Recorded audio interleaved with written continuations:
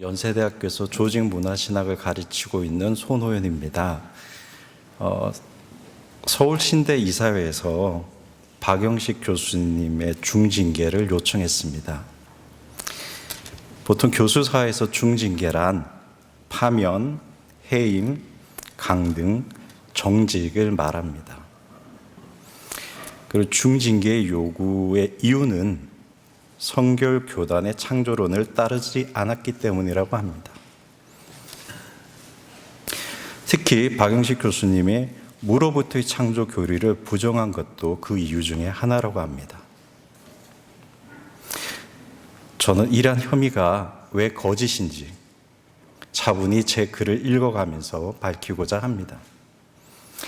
다 같이 저의 자료를 봐주시기 바랍니다.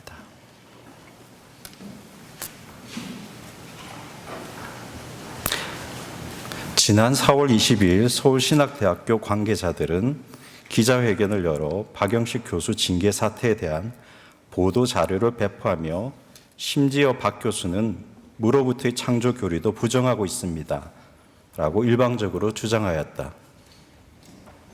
기자회견에서 박 교수의 저서 창조의 신학에 서술된 아래의 진술을 창조 교리를 거부한 예시로 들었다.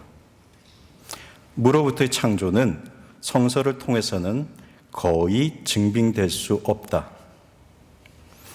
하지만 이러한 예시 사용은 지극히 임의적인 치사 선택일 뿐 아니라 학문적으로도 정직한 인용이라고 볼 수 없다. 왜냐하면 이 진술의 맥락은 창세기의 창조 이야기와 교리학적 전통의 무로부터의 창조 교리를 학문적으로 대조한 분석이지 박 교수 자신의 창조론에 대한 신앙이나 신념을 직접적으로 표현하고 있는 부분이 아니기 때문이다. 따라서 학문적으로 공정한 학자라면 최소한 다음과 같은 맥락을 고려한 인용을 했을 것이다. 창세기 1장에 기술된 하나님의 창조가 혼돈의 세력과의 투쟁을 전제로 하는 반면 교회학적 전통에서는 무로부터의 창조를 말해왔다. 하지만 무로부터의 창조는 성서를 통해서는 거의 증빙될 수 없다.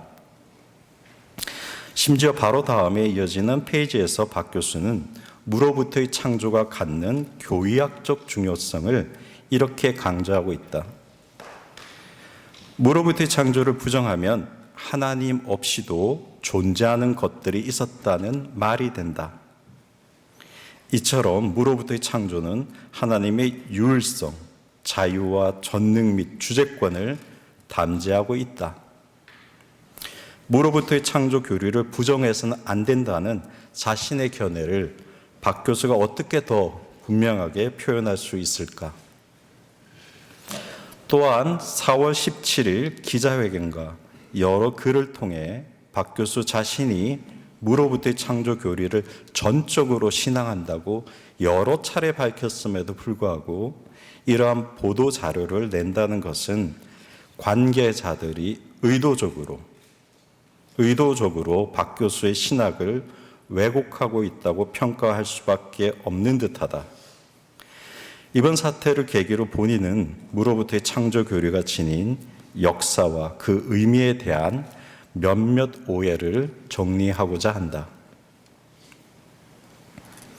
창세기 1장 본문에서 무로부터의 창조 교리를 발견하기 어렵다고 보는 것이 무로부터의 창조 교리를 전적으로 거부하는 것과 같다고 여기는 태도는 성서 해석학과 조직 신학의 구분을 오해하는 것이다. 그것은 서로 다른 두 주장을 마치 같은 하나의 주장처럼 취급하는 논리적 비약이다. 저는 무로부터의 창조 교리가 성서 신학이 아닌 교리학과 조직 신학에서 기인하는 것이라고 생각합니다. 이 둘을 마치 하나의 주장처럼 혼동하는 것은 의도적 혼동이라고 말씀드리고 싶습니다. 창세기 본문이 무로부터의 창조를 전제하는가라는 논의는 기독교인으로서 자신이 무로부터의 창조를 믿는가의 문제와는 엄연히 다르다. 또한 창세기 1장의 본문이 무로부터의 창조가 아니라 혼돈으로부터의 창조라는 생각을 전제한다고 보는 것이 현재 학계의 연구 동향에 대한 균형 잡힌 평가일 것이다. 대표적인 예로 구약신학자 김혜곤과 김윤정의 최근 연구를 들 수 있다. 창세기 1장 1절 2절의 무로부터의 창조를 전제한다고 주석하는 클라우스 베스트만, 에드워드 영, 게라르트 폼라트, 헤르만 군켈 같은 연구에 비판하면서 김혜곤과 김윤정은 6일 창조는 원시 바다 같은 깊은 물에 땅이 침수되어 있는 상황에서 시작한다라고 말한다. 창세기, 시편, 이사야, 욥기 등의 창조 본문들은 하나님이 선재하는 바다 괴물, 리워야단, 탄닌이나 원시 바다를 제압하며 피조물의 거주 공간인 땅을 드러낸 것으로 묘사하고 있다는 것이다. 이 두 구약 성서 학자들의 결론에 따르면 인용합니다. 히브리 성서가 보여주는 거의 모든 창조 본문에는 하나님의 목적이나 의도에 반하는 선제 세력이 언급되거나 암시된다는 점에서 무로부터의 창조 교리는 구약 성서적 근거를 갖고 있다고 말하기 어렵다. 다시 한번 말씀드리겠습니다. 무로부터의 창조 교리는 구약 성서적 근거를 갖고 있다고 말하기 어렵다. 결국 창세기 1장 1절에서 2절은 선재하는 재료로부터 아직 없던 것을 새롭게 만든다는 제작의 의미에 가깝고 절대적인 없음으로서의 무로부터 우주 창조를 지지하는 본문 안의 실마리는 없다는 뜻이다. 구약 성서에 창조론이 없다는 것이 아니라 구약 성서의 창조론이 혼돈의 바다를 정복하는 하나님을 묘사한다는 점에서 무로부터의 창조와는 다르다고 그들은 지적하는 것이다. 개혁주의 전통에서 선교신학자 타입 5입니다. 김은수는 성서 안에서 무로부터의 창조 교리의 직접적인 언어적 표현은 발견할 수 없지만 그러한 논리적 입장은 거기에 존재한다고 본다. 그는 본인이 뒤에 다루게 될 게라르트 마이의 연구 결과를 인정하면서 무로부터의 창조 교리의 엄격한 신학적 교리적인 정립은 2세기 말경에 이루어졌다는 것은 사실이지만 우리는 이것이 신구약 성경 전체가 가르치는 정통 교리임을 확증하고 온전히 수납해야 할 것이다 라고 주장한다. 따라서 김은수의 연구도 무로부터의 창조 교리가 문자적으로는 성서 안에는 발견되지 않는다는 사실은 인정하고 있다. 가톨릭 신학자 백운철도 앞선 김혜건, 김윤정, 김은수의 연구와 마찬가지로 무로부터의 창조 교리가 성서 안에 문자적으로 발견될 수는 없다는 것을 인정한다. 우리는 무로부터 창조 교리의 성서 주석과 교리적 해석은 구분해야 한다고 그는 다음과 같이 설득력 있게 진술하고 있다. 마이와 그 밖에 많은 종교자들이 주장하였듯이 크레아티오 엑스 닐로는 적어도 그 표현만큼은 기원 후 2세기 영지주의와의 논쟁 과정에서 정식화된 것은 분명한 사실이다. 그러나 성경의 유일신앙과 창조신앙 안에 엑스닐로의 내용이 간접적으로 내포되어 있거나 적어도 모순되지 않음을 창세기 1장에서부터 신약에 이를 것까지 충분히 예시하고 논증하였다.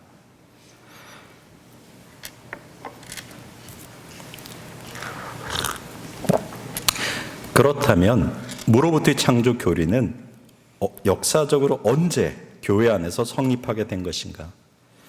다행스럽게도 대부분의 학자는 게라르트 마이의 기념물적인 저서 무로부터의 창조의 엄밀한 연구 결과에 동의한다.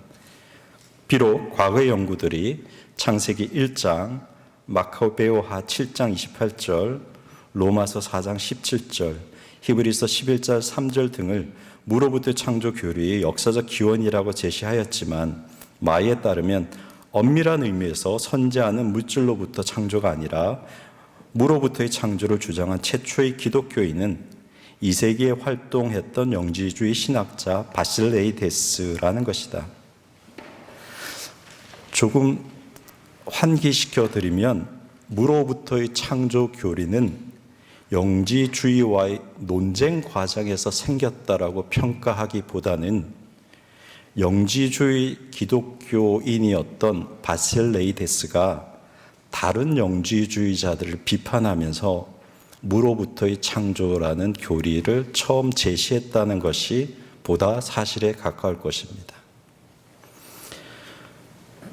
당시 그리스 철학자들은 대체로 무로부터 아무것도 나오지 않는다라고 믿었다.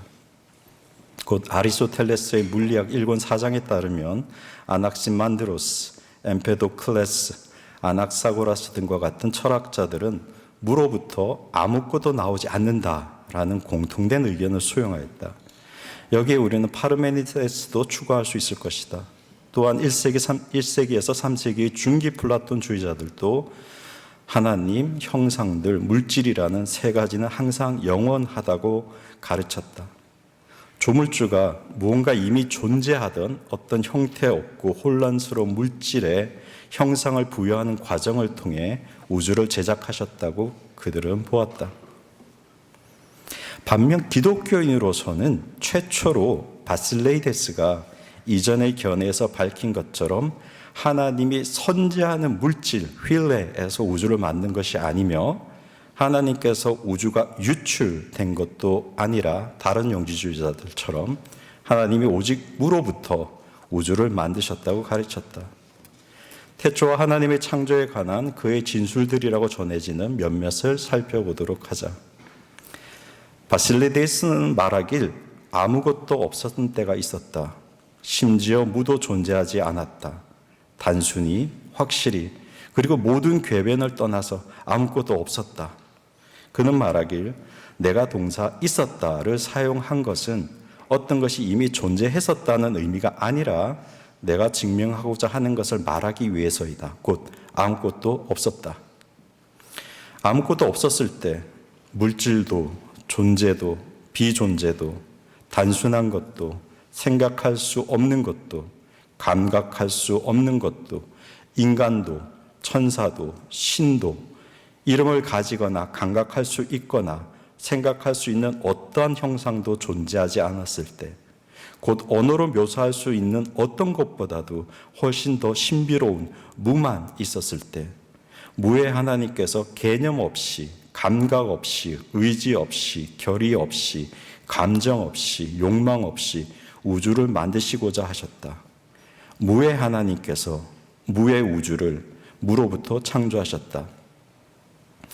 어쩌면 바실레이데스는 세계와 존재의 고통을 돌파하는 올바른 기독교 신종론은 물질로부터의 창조나 발렌티누스가 주장하는 것처럼 신적 유출설이 아니라 부정신학, 곧 무의 하나님이 무의 우주를 무로부터 창조하셨다고 본 것이다. 바실레이데스의 사유에서는 오직 무의 하나님만이 무로부터 창조를 하실 수 있다. 부정신학과 창조신학은 동전의 양면과도 같다. 이처럼 2세기 바실레이데스에 의해 최초로 제시된 무로부터의 창조신학은 순교자 유스티노스, 시리아의 타티아노스, 안디오그 테오필로스 등에서 나중에 계승된다. 이러한 교리적 발전은 이레네우스에 와서는 다음과 같이 결정적으로 정식화된다. 전능하시고 만물을 자신의 말씀으로 설립하신 하나님께서는 만물을 무로부터 만드셨다. 하나님께서 그것들을 필요했기 때문이라기보다는 자신의 피조물들을 통해 하나님 자신의 영광을 드러내시기를 원하셨기 때문이다. 흥미로운 점은 무로부터의 창조라는 표현 자체는 제1차 니케아 공의회 혹은 제1차 콘스탄티노플 공의회에서 직접적으로 등장하지는 않는다는 사실이다. 니케아 공의회는 창조의 교리를 이렇게 선포한다. 한 분이신 하나님, 전능하신 아버지, 유형, 무형한 만물의 창조주를 저희는 믿습니다. 이처럼 니케아에서 열린 최초의 공의회에서 아리우스주의에 대한 이단 정죄가 주요 관심사였으며 무로부터의 창조 교리가 무엇이며 그것을 부정하는 것이 과연 이단성을 가지는지의 관심은 크게 존재하지 않았다. 뒤이은 콘스탄티노플 공의회는 유형무형한 만물을 가리키는 성서적 표현 하늘과 땅을 추가하였다. 한 분이신 하나님, 전능하신 아버지, 하늘과 땅과 유용무용한 만물의 창조주를 저희는 믿습니다. 그리고 이듬해 382년 회의의 결과물 다마소의 교의 서한은 창조신앙에 대한 최초의 이단자 정죄문을 담고 있다. 여기에 따르면 창조신앙에 반하는 이단이란 창조의 주체가 성부, 성자, 성령의 삼위일체 하나님이라는 것을 부정하는 오류이다. 인용하겠습니다. 성부께서 만물, 곧 보이는 것과 보이지 않는 것을 성자와 성령을 통해 만드셨다고 말하지 않는 사람은 이단자이다. 저는 이것이 기독교 교리의 역사에서 유일하게, 처음이자 오직 유일하게 창조의 신학에 대한 이단 규정이라고 믿고 있습니다. 그리고 거기에 따르면 창조 신학의 이단자라는 것은 이 만물을 창조하신 분이 삼위일체 하나님이라는 것을 신앙하지 않는 것이지, 무로부터의 창조가 언제 어떤 단계를 거쳐서 어느 정도의 기간을 통해서 이루어졌는지에 대한 어떤 것을 믿지 않는 것에 대해서는 전혀 관심이 없다는 것을 보여드리고 싶었습니다.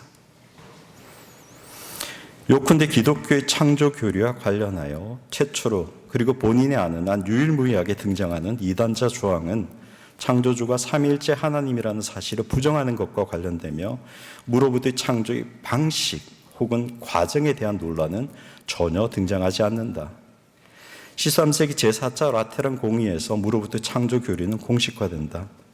여기서도 무로부터의 창조는 이전의 공의의 고백들과 마찬가지로 삼위일체 하나님의 창조 행위라는 것을 고백하고 있다. 무로부터의 창조 교리의 핵심은 창조주 삼위일체 하나님을 고백하는 것이라는 점을 뚜렷이 보여준다. 성부께서는 낳으시고 성자께서는 태어나시고 성령께서는 발하시는데 같은 본질이시며 똑같이 동동하시고 똑같이 전능하시며 똑같이 영원하시고 만물의 권능이시고 가시적인 것과 비가시적인 것, 영적인 것과 육적인 것의 창조주이시다. 그분은 당신의 전능하신 권능으로 태초부터 무에서 동시에 두 피조물, 곧 영적인 피조물과 육적인 피조물, 말하자면 피조물인 천사와 세상을 창조하셨고 그 다음에는 영혼과 육신으로 거의 일체에 이루어진 인간 피조물을 창조하셨다. 종교개혁이 일어나고 무로부터의 창조 교리는 다름 아닌 삼위일체 하나님을 창조주로 고백하는 것이라는 이해가 개혁주의 신앙 고백에서도 계승된다. 이 부분은 조금 생략하겠습니다. 다음 문단, 이처럼 무로부터의 창조 교리의 의도와 핵심은 성부, 성자, 성령, 삼위일체 하나님이 바로 무로부터 우주를 창조하셨다는 사실 자체를 고백하는 것이며, 이런 바 한꺼번에 혹은 진화론적으로 등등 어떻게 무로부터 우주를 창조하셨는지 구체적인 방법론에 대해서는 어느 하나의 견해를 유일하고 배타적인 신앙의 규범으로 정하고 있지 않다는 점을 명심해야 한다. 혹자가 6,000년 전에 6일 창조설을 규범적이라고 주장하려 한다면 하나님의 하루는 1,000년과도 같다는 성서의 말씀도 그는 기억해야 할 것이다. 결론적으로 우리는 무로부터의 창조 교리에서 구속력을 가지는 것과 그렇지 않은 것을 구분해야 한다. 일찍이 4세기부터 교회 경위애들은 바로 우주를 무로부터 창조하신 분이 바로 삼위일체 하나님이라고 신앙하는 것이 교리적 구속력을 가진다고 보았다. 앞의 다마소의 교의 서한에서처럼 창조주가 바로 성부, 성자, 성령, 삼위일체 하나님이라는 것을 부인하는 자는 이단자라고 여겨졌다. 반면 이러한 삼위일체 하나님이 어떻게, 어떤 단계를 통해서 얼마나 오랫동안 무로부터 우주를 창조하셨는지에 대한 방법론적인 성찰은 당대의 기독교인들이 스스로 자유롭게 탐구할 수 있도록 지혜롭게 허용하였다. 지적 설계론이든 유신 진화론이든 빅뱅 이론이든 당대의 표준적인 어느 하나의 우주론적 견해가 교리상으로 항상 옳은 것이라고 성급하게 결정하지 않았다. 우리는 영원한 것과 시간적인 것을 구분하는 해안을 가져야 한다. 이와 유사한 사례로 우주의 창조가 아니라 영혼의 창조에 대한 아우구스티누스의 신학을 참고로 보도록 하자. 제가 여기서 아우구스티누스의 영혼 창조설에 대한 4가지 견해를 소개하는 이유는 아우구스티누스에 따르면 기독교인으로서 믿을 수 있는 4가지 영혼의 창조에 대한 기원설이 있다고 합니다.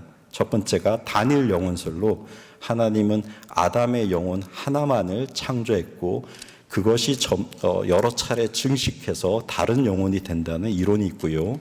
또 하나는 개별 창조설로 아이의 몸이 만들어질 때 그 아이의 몸과 결합될 새로운 영혼을 하나님이 매 순간 개별적으로 창조하신다는 이론이 있고요. 세 번째는 어딘가에 하나님과 함께 미리 존재하던 선재하던 영혼이 하나님으로부터 사명을 받고, 다시 말하면 저 추락한 육체를 잘 다스려서 다시 회복시키라는 사명을 받고 보냄을 받으셨다라는 입장도 있고요.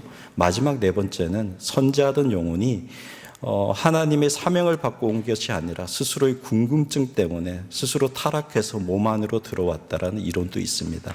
제가 말씀드리고 싶은 것은 우리 신학의 아버지라고 하신 아우구스티누스에게 어느 하나의 입장을 선택해야만이 기독교 신앙을 믿는 것이 아니다라고 분명히 밝혔다는 것입니다. 그 부분 인용문만 제가 읽겠습니다. 18페이지. 이처럼 영혼의 기원에 대한 이러한 4가지 견해들이 존재한다. 그것은 단일한 영혼이 증식하면서 존재하게 된다는 견해, 각 태어난 개인에게 새롭게 창조된다는 견해, 어딘가에 미리 존재하다가 하나님의 사명으로 새롭게 태어나는 몸 안으로 보냄을 받거나 혹은 자기 스스로 거기에 미끄러져 들어오게 되었다는 견해가 그것들이다. 이러한 견해들 중 어느 하나를 성급하게 주장해서는 안 될 것이다. 영혼의 창조 과정에 대해 어느 하나를 성급하게 주장해서는 안 된다고 아우구스티누스는 경고한다. 마찬가지로 영혼의 창조만큼이나 우주의 창조도 전적으로 하나님의 주권적 신비이다. 따라서 하나님의 주권적 신비를 감히 인간의 언어와 방법으로 이해한다는 것은 본질적인 한계를 지닐 수밖에 없다. 영혼의 기원에 대한 4가지 이론 중 어느 하나가 반드시 기독교적인 교리는 아닌 것처럼 무로부터 우주의 창조에 대한 이론 중 어느 하나가 반드시 기독교적으로 구속력을 가진 이론도 아니다. 심지어 김요한의 연구에 따르면 무로부터의 창조 교리 그 자체도 기독교만의 독특한 창조론이 아닐지도 모른다. 김요한은 앞선 김은수의 연구를 비판하며 무로부터의 창조 교리는 유대교, 기독교, 이슬람이라는 유해신론적 종교들에 모두 공통되게 발견된다고 주장한다. 따라서 우리는 무로부터의 창조 그 자체가 기독교의 독특한 도그마라기보다는 무로부터 우주를 창조하신 주체가 바로 삼위일체 하나님이라는 것이 기독교의 고유한 교리라는 점을 이해해야 할 것이다. 무로부터 창조하신 분이 바로 삼위일체 하나님이시라는 것을 고백하는 것이 바로 기독교의 창조론이다. 여기에 가톨릭과 개신교 교단들이 각각 서로 다른 창조론을, 심지어 성결교의 창조론을 따로 가질 수는 없는 것이다. 무로부터의 창조 교리가 가르치는 기독교 신앙의 궁극적 의미는 무엇일까? 우리는 이 질문을 부정적으로 그리고 긍정적으로 대답할 수 있다. 먼저 부정적으로 무로부터의 창조는 물질로부터의 창조를 거부한다. 한때 인류는 물, 불, 흙, 공기, 원자 등등 영원히 존재하는 물질이 있으며 그러한 원초적 재료로부터 우주가 만들어졌다고 생각한 적도 있었다. 하지만 오늘날 현대의 표준 우주로는 심지어 수소 같은 가장 보편적이고 원초적인 물질조차도 태초의 순간에 만들어진 것이라고 본다. 빅뱅의 순간 우리가 이해하는 모든 물리적 법칙을 초월하는 시원적인 특이점에서 우주가 탄생했으며 그렇게 탄생한 우리 우주는 까마득하게 먼 미래의 어떤 시점에 가서는 다시 종말을 맞이하게 될 것이다. 이처럼 현대과학은 기독교의 무로부터의 창조신앙을 표현할 수 있는 선교적 가능성을 유용하게 제공하고 있다. 다음으로 긍정적으로 무로부터의 창조는 하나님으로부터의 창조를 의미한다. 존재하는 어떤 것도 영원하지 않다. 무로부터 창조된 것이기 때문이다. 만물은 무로부터 창조된 것이고 다시 무로 되돌아갈 것이다. 이런 의미에서 나와 당신, 인간과 나무와 별과 우주 전체도 영원하지 않다. 이 모든 존재하는 것은 우리의 영원한 고향 하나님에게로 되돌아가는 여정에 있는 것이다. 존재하지 않던 우주는 존재하는 우주가 되었고 존재하는 우주는 존재하던 우주가 될 것이다. 화가 빈센트 반 고흐가 목회자가 되고자 했던 젊은 시절 첫 번째 한 설교가 순례자의 길이었던 것은 어쩌면 우연이 아닐지도 모른다. 우리 주변의 이 모든 아름다운 찰나의 피조물은 서둘러 자신의 창조주 하나님에게로 되돌아가는 여정에 있다는 것을 고흐는 영혼의 붓으로 표현하였다. 이처럼 무로부터의 창조 교리는 만물의 시작과 끝, 영원한 운명은 다른 어떤 것도 아니라 오직 하나님뿐이라는 것을 고백한다. 우리가 무로부터 창조되었다는 것은 우리가 하나님으로부터 창조되었다는 뜻이다. 우리가 하나님에게서 왔기에 우리는 하나님에게로 되돌아갈 것이다. 거기에 단순한 물질로 환원될 수 없는 우리의 신앙적 고귀함이 또한 존재하는 것이다. 우리가 되돌아갈 고향은 하나님뿐이다.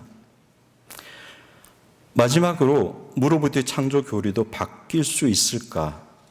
만약 교리가 절대 바뀔 수 없다면 개신국 종교개혁도 처음부터 가톨릭으로부터 독립하여 존재할 수 없었을 것이다. 또한 과거에 교황이 승인했던 마녀 사냥 핸드북인 마녀들의 망치가 여성 기독교인을 구조적으로 결함이 있는 불완전한 동물이라고 교리상으로 가르쳤지만 현대 어떤 교회도 이러한 복음적이지 못한 교리를 수용하지는 않을 것과도 마찬가지다. 독일의 신학자 슐라이어 마하가 말했듯 17세기 교회를 위한 교리 교과서가 19세기 교회를 위한 교리 교과서가 될 수는 없는 것이다. 그렇다면 교리는 도대체 무엇인가? 그에 따르면 기독교 교리란 기독교인의 종교적 감정을 언어를 통해 설명한 것이다. 교리사의 대가 아돌프 하르낙은 이러한 슐라마허의 입장을 다음과 같이 명확하게 설명하고 있다.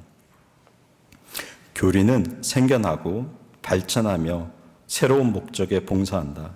이 모든 것은 신학을 통해 발생하는 것이다. 하지만 신학은 셀 수 없이 다양한 요인들, 특히 시대 정신에 의존한다. 신학은 그 대상을 이해할 수 있도록 만들고자 하는 것이 본질이기 때문이다. 이처럼 교리는 신학의 산물이며 그 반대가 아니다. 물론 이때 신학은 당대의 신앙과 상응해야만 한다. 하물며 오늘날 21세기를 맞이한 우리의 미래 기독교는 새로운 탐구와 상상력으로 창조주 하나님의 섭리를 당대에 알아가는 법을 배워야 한다. 우주라는 하나님의 비언어적인 말씀을 성찰하는 것이 바로 신학자와 신앙인의 사명이라는 것을 마르틴 루터는 자신의 창세기 주석에서 이렇게 말하고 있다. 빛이 있으라는 단지 모세의 말이 아니라 하나님의 말씀이라는 것을 생각하도록 성찰하는 자는 훈계받는다. 하나님의 말씀이 바로 실제이고 사실이고 사물이다. 왜냐하면 하나님은 없는 것을 있는 것으로 부르시는 이시다. 하나님은 문법적인 언어들이 아니라 실체적인 존재들을 말씀하신다. 우리의 경우 소리를 내는 목소리가 하나님의 경우에는 실체적인 사물이며 실제이다. 곧 태양, 달, 하늘, 지구, 베드로, 바울, 당신, 그리고 나도 모두 각각 하나님의 말씀이다. 그렇다. 우리는 하나님의 말씀을 이루는 한 음절이고 한 글자이다. 피조된 말씀은 피조되지 않은 말씀을 통해 만들어진 한 사물, 한 사실, 한 작품이다.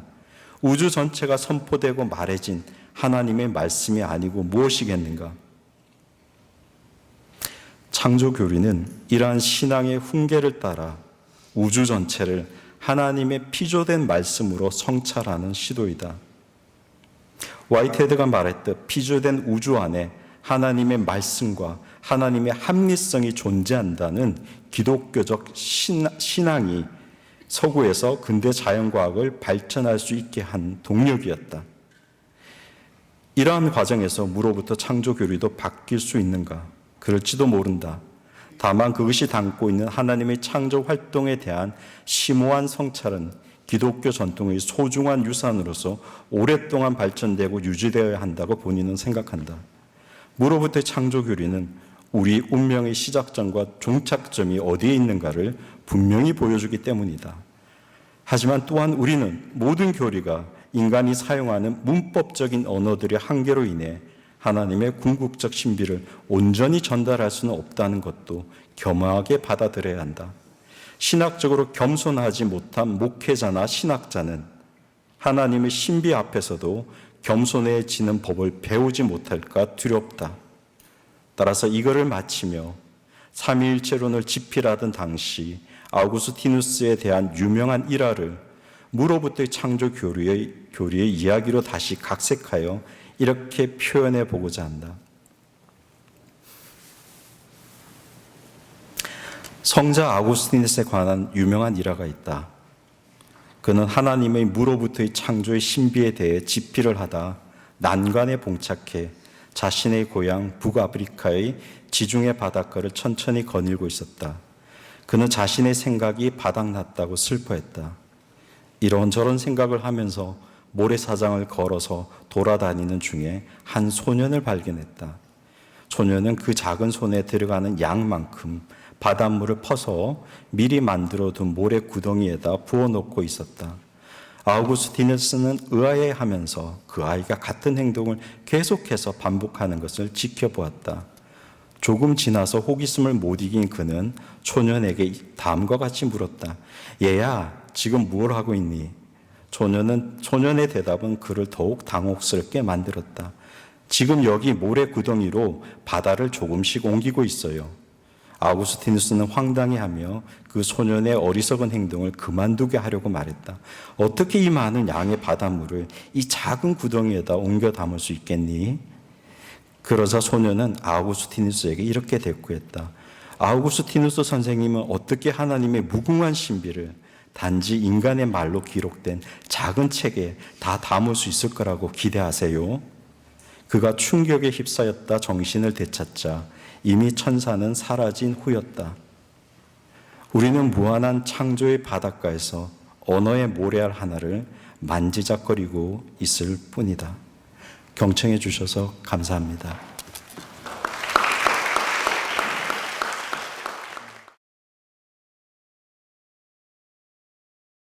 저는 기독교 교양학의 전망에서 창조 논란 어떻게 이해할지 말씀드리려고 합니다.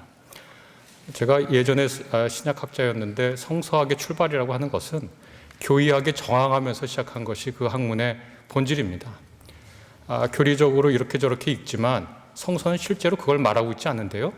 라고 얘기하는 것이 아주 버릇없는 성서학의 출발이었고, 그래서 이제 교의학자들, 또 조직신학자들 후에 성서학자들을 굉장히 까다롭게 생각하고 또 고분고분하지 않는, 왜냐하면 그들은 교회 전통과 역사를 주장하지만 성서학자들은 성서를 들고 얘기하거든요.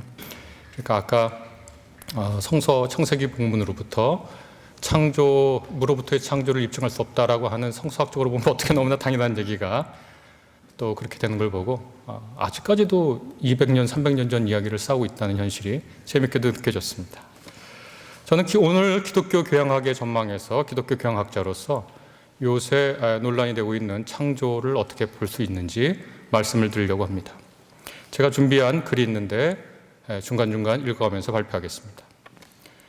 인정받거나 권위 있는 단체 혹은 공동체가 예술로 인정하는 것이 예술이다라고 하는 예술 정의가 있습니다. 흔히 제도로서의 예술이라고 부릅니다. 매우 이상한 정의 같지만 실제로 그 불가피성이 있습니다. 미학자들 다 모아놓고 예술 정의 내려보라고 그러면 정의 못 내립니다. 그런데 예술은 있어야 되죠. 그래서 예술 정의를 예술 공동체가 이건 예술이야 이렇게 불러줍니다. 그래서 화장실에 있는 변기하고 미술관에 있는 변기하고 하나는 일상용품이고 하나는 예술품이 됩니다. 학문은 어떤가? 학문의 형편도 비슷합니다. 제가 하루는 점이 궁금해서 수학에서 기하학에서 말하는 점이요. 찾아봤더니 서너 개 이상의 점에 대한 정의가 있어요. 그래서 근처에 사는 수학과 교수님한테 물어봤습니다. 점이 도대체 뭡니까? 서너 개 찾았습니다. 그랬더니 그분 말씀이 7개, 8개 더 있습니다. 그러면 수학자로서 어떻게 시작합니까? 기하학을. 일단 시작해요.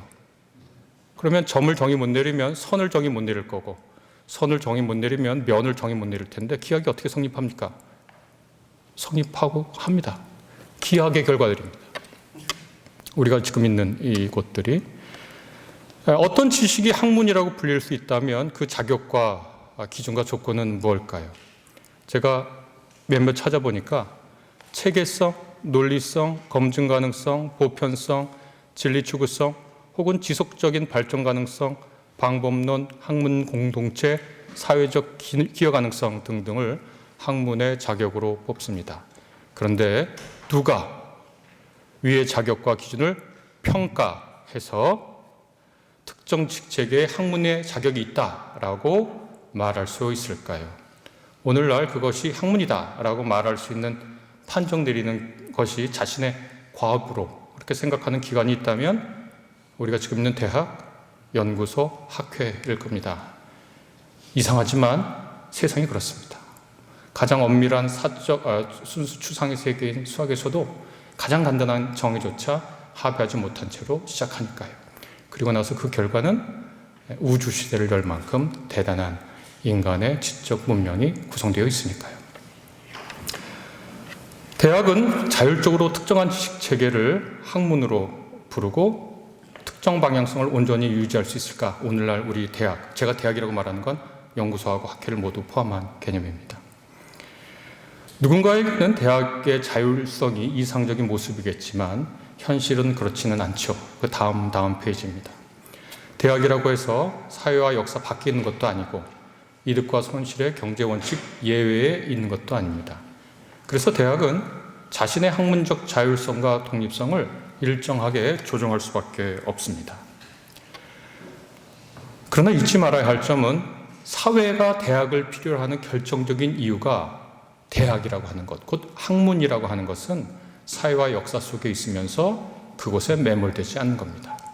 제 아무리 경제적 이득과 손실을 말하고 또 사회정치적 압력이 있어도 대학을 대학답게 하는 것은 그곳에 온전히 매몰되지 않기 때문에 그래서 사회가 대학을 필요로 합니다. 그것을 우리는 다른 말로 학문의 진리 추구가 대학을 대학답게 한다고 말합니다. 도리어 그때 사회는 가끔 껄끄러울 수 있어도 대학의 학문과 교육활동의 가치를 알게 되죠. 그래서 대학이 특정 지식체계와 엄정한 절차 속에 지식을 창출하고 수용하고 교육하고 비판하고 해체하는 것은 우리 사회가 믿을 만하고 안전한 지식을 얻을 수 있도록 하는 사회 기여입니다. 안전하고 믿을 만하고 충분한 지식을 창출하고 수용하고 교육하고 비판하고 해체하는 것이 대학의 본연의 임무고 바로 이것 때문에 정부에서 대학에 돈을 줍니다. 왜냐하면 다 매몰될 수밖에 없는 상황 속에서 매몰되지 않는 어떤 집단이 필요하기 때문이죠.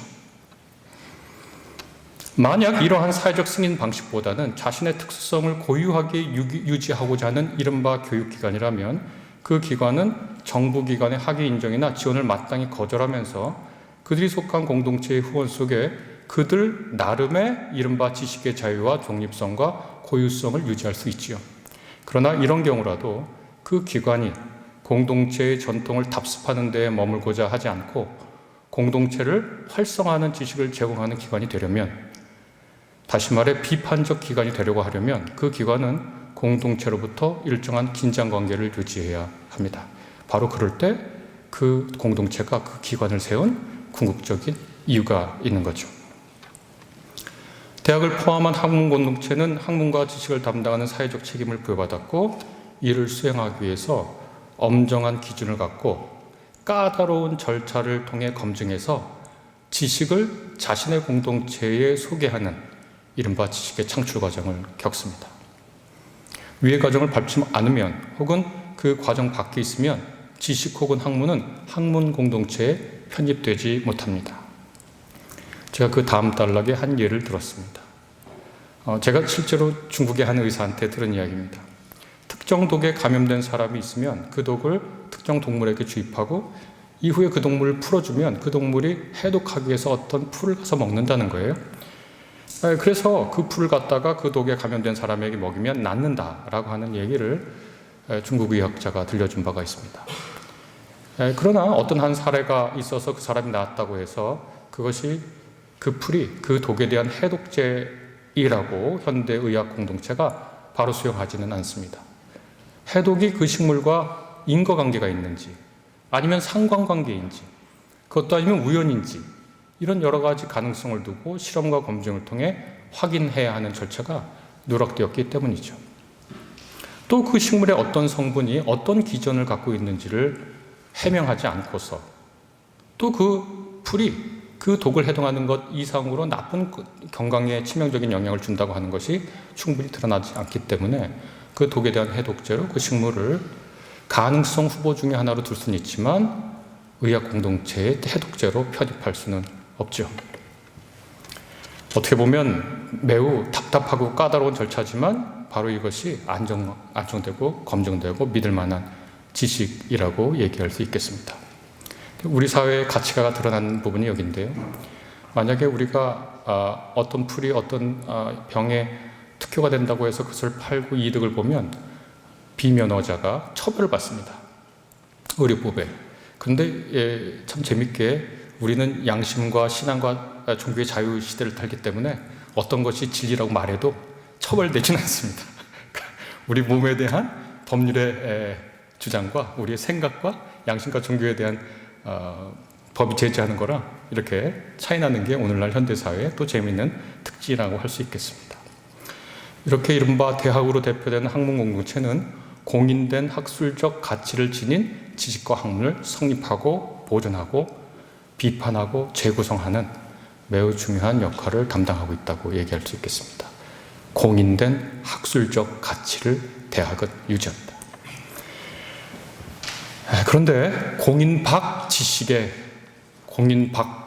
있죠. 제가 지금 몸담고 있는 기독교 교양학은 교양교육이 중시하는 비판적 사유가 기독교의 풍요로운 자원을 통해 더욱 깊고 풍성하게 이루어진다고 주장하고 특히 우상 비판으로 요약할 수 있는 이 비판적 사유가 기독교의 경전인 성경과 성서 전통에 기독교 전통에 뚜렷이 드러난다고 믿습니다. 예를 들면 동시대 유대인들에게 성전과 율법이라는 신적 상징 및 계시의 근간을 기초부터 뒤흔들고 부정하면서 탄생한 것이 바로 기독교입니다. 기독교는 생존과 번영을 약속해 준다고 거짓 약속을 하는 우상이 기존의 가장 신성시되던 성전과 율법 혹은 그것들에 대한 믿음이라고 알려줍니다. 나아가 우상이 되어버린 성전과 율법이 도리어 신과 연합하는 삶, 곧 구원의 장애물임을 알아챈 것이 바로 기독교의 출발입니다. 예루살렘 성전이 더는 신이 머무르는 공간이 아니고 강도들이 편하게 머무는 아지트가 되었다라고 하는 예수의 말이나 율법은 죽이고 영은 살린다라는 바울의 선언은 동시대인들에게 극단적인 아나키스트들이나 하는 말로 들렸을 가능성이 높습니다. 기독교 교양학은 일부 기독교 신앙인들이 공인된 체계 박 지식을 주장하면 가능한 범위 내에서 그것의 진위를 가늠하면서 동시에 왜 그런 현상이 일어났는지의 배후를 탐구하는 것이 흥미로운 주제입니다. 이번 창조와 관련된 논란은 창조과학이라고 하는 공인되지 않은 지식에 대한, 그러니까 우리가 방금 말한 공인된 학술적 가치 외의 지식이라고 주장하는 무엇이란 말이죠. 창조과학이라고 하는 것이. 공인되지 않는 지식에 대한 박영식 교수의 비판에서 출발하게 되었습니다. 박영식 교수는 동시대인들에게 공인된 학술 지식 밖에 있는 지식이 대학이라고 하는 공인된 학술적 가치를 담보하고 유지하고 생성하고 끝까지 검증해야 할 사명을 부여받은 대학에 그 공간에 자리 잡는 것을 반대한 겁니다. 간략하게 그 사태를 제 나름대로 요약하자면 말이죠. 그래서 도대체 이런 현상 배후의 기독교 교양은 어떤 것을 관심을 두고 살펴볼 수 있는지를 여러분과 함께 잠시 나누도록 하겠습니다. 각 조보를 보시면 제가 앞으로 사용하는 용어를 정리해 두었습니다. 저는 성서의 창조 관련 본문을 창조 이야기 혹은 창조 본문으로 말하고 창조 이야기에 내재한 이념을 창조 이념으로 부릅니다. 창조 이념을 체계적이고 학문적인 언설로 만든 것을 창조론이라고 말하고 그 창조론을 신앙으로 수용한 것을 창조신앙으로 표현합니다. 창조 이야기를 해석하면서 그것이 현대과학적 성과와 배치되어도 성서의 창조 이야기가 과학적으로 옳다고 주장하는 것을 저는 창조과학이라고 부르고자 합니다. 따라서 위에서 제가 방금 정리한 창조론과 창조신앙 위에서 현대과학의 진화론 성과를 고민하는 것은 창조론의 범위 안에 있는 겁니다. 왜냐하면 제 정의에 따르면 창조 이념을 체계적이고 학문적인 언설로 만든 것을 창조론이라고 제가 불렀으니까 그러한 것입니다. 제 용어 정의입니다. 이른바 유신진화론은 제가 정리한 창조론의 한 부분에 있다고는 말할 수 있어도 과학으로서의 진화론을 거부하지 않는 창조론, 창조신앙에 서 있는 사람들을 모두 싸잡아 유신진화론자라고 부르는 것은 적당하지는 않은 것 같습니다. 이런 호칭은 이름 부르기의 선동에 악용될 소지가 큰 거죠. 진화론자라고. 진화론자라는 박영식 교수님도 꽤 많은 욕을 드셨지만 저도 무슨 방송에서 창조진화 영상을 찍었는데 조회수가 아니라 댓글이 24,000개가 절반은 저를 욕하는 겁니다만 댓글이 24,000개라는 사실에 저도 굉장히 열띤 논쟁이 오고 가는 한국교회가 아직 죽지 않았다 이런 생각도 해봤습니다. 시간들이 많은 거죠. 혹은 없는 시간을 쪼개서 댓글들을 달면서 논쟁을 하는 거죠. 현재 생명 현상을 설명하는 공인된 지식은 진화론 혹은 진화론들입니다. 만약 진화론에 치명적인 결함이 있고 따라서 이를 전면적으로 부정해야 한다면 공인된 학술 공동체의 기준과 절차에 따라 논문을 제출하고 검증받으면 됩니다. 어려울 게 없습니다. 이른바 창조과학을 하는 분들도 거기 중에서도 과학자도 있고 공학자도 있는데 자신이 자신의 공학, 자신의 과학 분야에서 하는 방식대로 논문을 써서 제출해서 통과하면 되는 겁니다. 너무 간단한 일입니다. 그런데 그렇게 하지 않고 학술 공동체의 카르텔, 무신론자, 세속화 등등 운운하며 이 절차 밖에 있고자 하면 이는 흔히 음모론적 사고라고 평가받습니다. 특히 과학과 관련된 음모론적 사고는 과학 부정론이라고 불립니다. 모든 담론은 청중, 독자를 상정합니다. 동료 학자들의 검증을 통과해야 하는 학술 논문은 동료 학자를 1차 청중으로 삼습니다. 그래서 신학이 가끔 무용하다고 목사들이 읽을 수 있는 글을 쓰라고 하지만 신학자들의 1차 청중은 신학자입니다. 동료 신학자입니다. 신학자의 논문은 신학자를 대상으로 합니다. 그런데 과학 부정론자들은 학자들이 아니라 해당 분야의 전혀 비전문가들을 1차 청중으로 합니다. 지구평면론자들이나 백신 부정론자들, 기후위기 부정론자들은 천문물리학자, 의학자, 기상학자를 대상으로 글을 쓰거나 강연하지 않습니다. 그들은 비전문가 대중을 해야 합니다. 이른바 창조과학도 마찬가지입니다. 누구도 어떤 창조과학을 주장한 사람도 생물학자를 대상으로 글을 쓰거나 강연하지 않습니다. 자신들과 정체성을 공유하는 사람들, 곧 이때는 기독교 신앙인들을 향합니다. 과학 부정론은 담배 전략이라고 부르는 전략을 주로 사용합니다. 1960년대, 70년대 담배 전략은 담배로 인해 암에 걸렸다는 환자들이 담배 회사를 상대로 소송을 걸었을 때 탄생했습니다. 담배 회사는 담배와 암 사이의 관계를 부정해서 소송에 이기고자 했고, 그래서 담배 전략이라고 하는 이후로 모든 과학 부정론의 교과서가 탄생하게 됐습니다. 대략 8가지입니다. 과학과 싸우라. 의심을 만들어내라. 과학이 공정하지 못하고 한쪽으로 편향되어 있는 근거를 찾아내라. 당신의 편을 데려와라. 지지해줄 전문가를 고용해라. 고유한 과학적 성과를 제시해라. 대중 언론에 전면 광고를 게재해서 과학자의 연구에 의문을 제기해라. 흡연과 폐암 사이의 관련성이 입증되어야 한다고 주장하라. 과학 부정론은 고상한 가치를 주장하기도 하는데, 예를 들어 담배 판매를 금지하거나 제한해야 한다는 주장에는 기회를 뺏는 자유의 침해라고 늘 고상한 가치가 거기에 붙어 있습니다. 과학 부정론으로서의 창조과학은 고이든 그렇지 않든 위의 전략을 그대로 재현합니다. 특히 신앙과 과학 사이의 관계를 신앙과 과학주의 혹은 세속주의의 관계로 치환하기도 합니다. 신앙과 과학 사이에 부딪히는 부분은 많지 않죠. 사실은 중력에 관한 과학 설명은 신앙과 갈등 관계에 있지 않습니다. 반면 기독교와 특정한 과학 이론이 함의한다고 추정하는 이념을 대립관계로 설정하면 둘 사이는 선택의 문제, 신념의 문제로 변환되어 양자택일에 놓입니다. 제가 다른 댓글을 한번 보는데 그 댓글은 유난히 잘 보거든요. 무슨 얘기가 또 나왔나? 늘 그 얘기입니다. 신념의 문제로 그것을 바꿔놓습니다. 진화론을. 기독교의 창조신앙과 진화론을 신념의 문제로 바꾸는 방식은 비전문가 대중들에게 혼돈을 일으키는 겁니다. 예를 들어 방법론적 자연주의와 존재론적 자연주의를 혼동시키는 겁니다. 현대의 모든 학문은 방법론적 자연주의를 택합니다. 이는 신학의 경우도 마찬가지입니다. 어떤 교회사 교수도 3.1운동이 일어난 것을 신의 섭리라고 말하지 않습니다. 그런 놈은 통과될 수가 없습니다. 3.1운동 당시에 사회, 정치, 역사, 국제 정치적 관계를 얘기하고 거기에 행위자를 말하는 것으로 자기 논문을 쓰지 하나님이 하셨습니다는 교회의 고백의 현장에서는 가능하지만 방법론적 자연주의를 적용하고 있는 현대 학문인 신학은 신을 자신의 논문에 들여오지 않습니다. 반면 존재론적 자연주의는 초자연을 거부하고 자연만이 실제한다라고 하는 이념과 믿음이죠. 그것은 무신론이거나 회의론 혹은 불가지론에 가까울 겁니다. 진화론은 다른 자연과학의 이론과 같이 당연히 방법론적 자연주의를 따릅니다. 신학도 따르는데요. 자연과학이 못 따를 이유가 없죠. 그것 자체가 신의 존재 여부에 관해 무슨 말을 하고자 하지 않습니다. 다만 리처드 도키슨 같은 분들은 진화론으로 신없이 생명 현상이 설명될 수 있으니까 이것은 곧 무신론으로 가는 길을 열어준다고 강력하게 주장해서 동료 과학자들에게 강력하게 비판받고 있는 중입니다.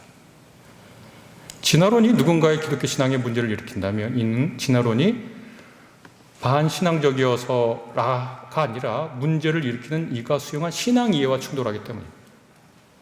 그러니까 진화론이 과학적 사실이라면 자신의 신앙 이해의 어떤 부분이 해명되지 않기 때문인 거죠. 그러니까 기독교 신앙, 자기가 이해한 기독교 신앙이 곧 기독교 신앙의 전부도 아니고 그것의 결정체도 아니고 자기가 그걸 결정짓는 것도 아닌데요. 예를 들면 창세기의 창조 이야기가 문자 그대로 사실이 아니라면 성서의 진리가 훼손된다거나 역사적 아담이 없으면 원죄가 없는 것이고 그렇다면 그리스도의 십자가 대속도 필요 없는 것이 된다고 하는 등의 여러 가지 것이 있을 수 있을 겁니다. 그러나 그 충돌은 자신의 신앙 이해와 부딪히는 것이지 진화론이 기독교 신앙 전반을 부정하는 전투적 무신론의 선봉에 있기 때문이 아닙니다. 강력한 무신론 이념을 설파하는 생물학자가 기독교 신앙이 틀렸고 무신론적 진화론이 옳다는 것을 과학적으로 입증하기 위해 휴먼지 실험 같은 걸 한 사례가 있습니다.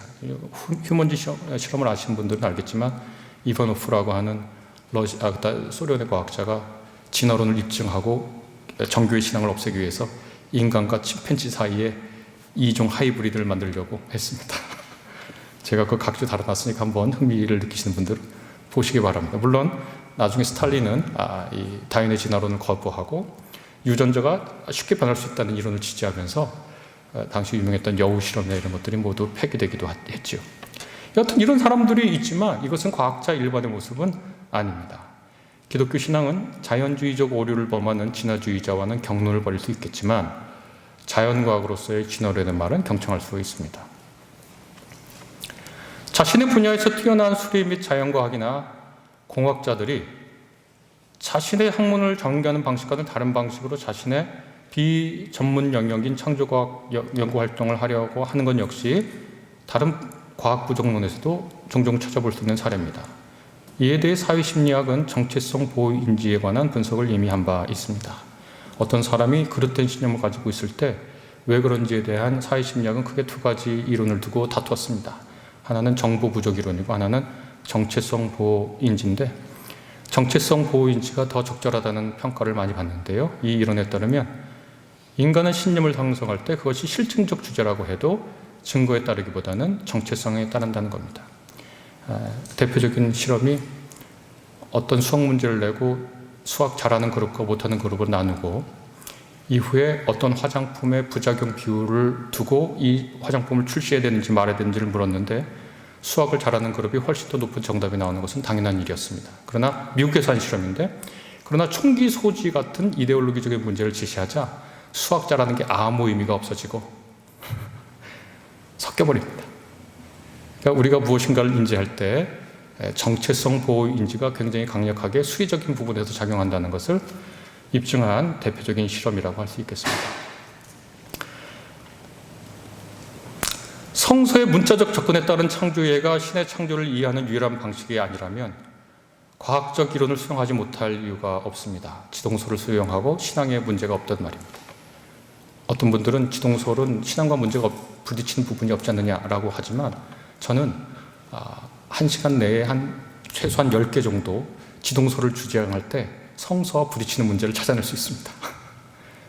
얼마든지 찾아낼 수 있습니다. 지구 평평론이 옳다는 걸 성서에서 입증할 수 있습니다.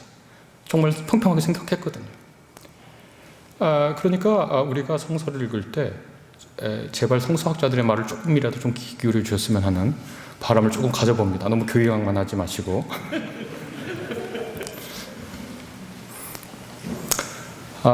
제 이 주장은 과학으로서의 진화론과 특정한 복음 이해가 부딪히고 이로 인해 과학으로서의 진화론을 전면적으로 부정해야만 그 신앙이 가능하다면 그것은 저 예전 유대인의 곡해하던 예루살렘 성전이나 율법과 다를 바가 없는 겁니다. 예루살렘 성전에 신이 있었고 율법이야말로 신의 말씀이라고 생각했던 그것을 전면 부정하고 태어난 것이 예수와 예수의 가르침을 따르는 기독교라는 걸 다시 한번 강조하고 싶습니다. 이 주장은 진화론이 수용되어야만 적절한 신앙이라는 뜻은 절대 아닙니다. 기독교의 신앙은 진화론이라는 과학이론이 이후에 잘못된 가설로 증명이 되든 그렇지 않고 여전히 가장 강력한 설명으로 존속하든 간에 성립할 수 있어야 하고 그럴 수 있습니다. 제가 펴고자 하는 뜻은 현재까지의 과학적 결론을 부정하고서야만 비로소 성립하는 신앙이라면 그 신앙은 자신의 명운을 과학의 흥망선쇠에 맡겨둔 꼴이라는 얘기입니다. 또 과학주의 혹은 과학환원주의와 대결하고자 근본주의자가 될 이유도 필요도 없습니다.